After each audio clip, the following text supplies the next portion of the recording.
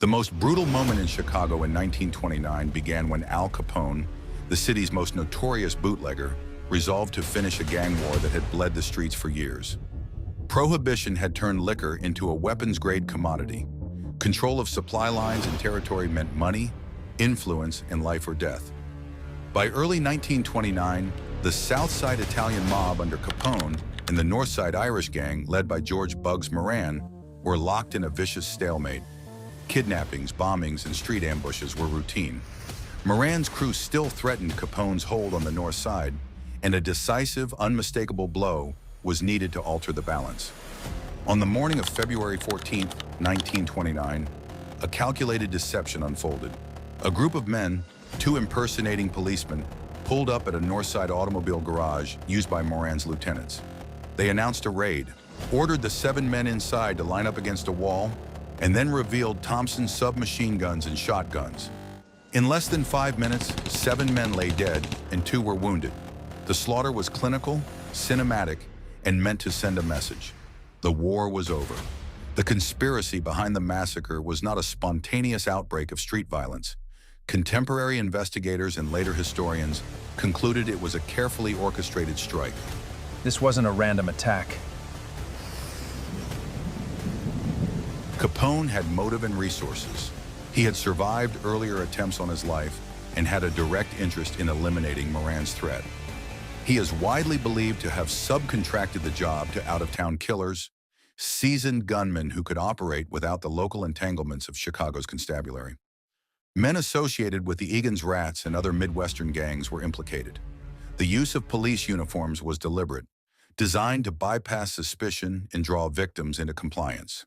The execution itself contained elements intended to obscure the sponsors. Moran, the intended primary target, was not present. He reportedly arrived late and saw the scene, then fled.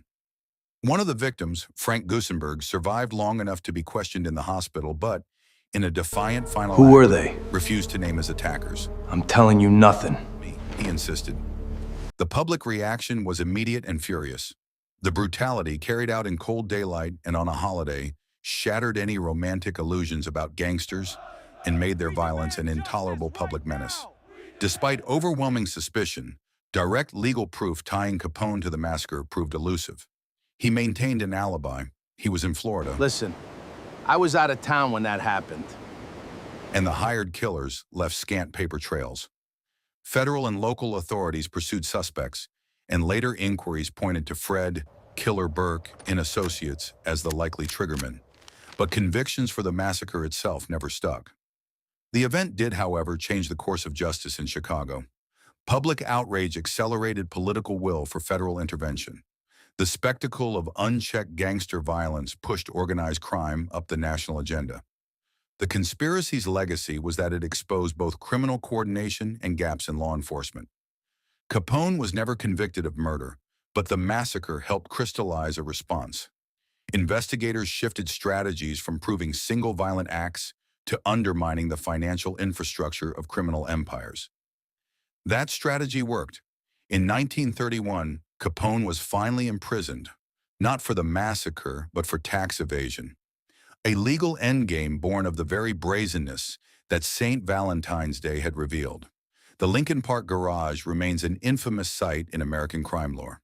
The massacre stands as a terrible chapter in the Prohibition era, a planned conspiratorial strike meant to sanitize a gangland problem by extermination, and the moment when public revulsion began to unravel the near invulnerability of organized crime in the 1920s. In the end, true justice is not merely about punishment, but the heavy, necessary price of accountability. This is a monumental day for accountability. No one is above the law. This is a victory for the people.